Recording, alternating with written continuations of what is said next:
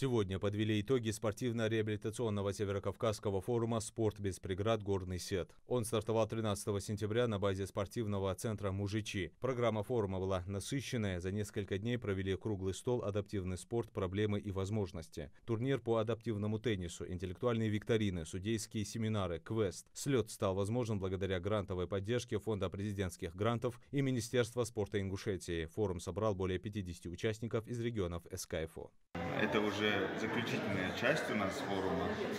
До этого мы проводили онлайн-курс по тренерам, по настольному теннису, это адаптивный вид. Закупили стол, и здесь мы проводим кубок СКФО по настольному теннису. Командная, женщины и мужчины. Провели квест, провели викторину. У нас это первый такой опыт.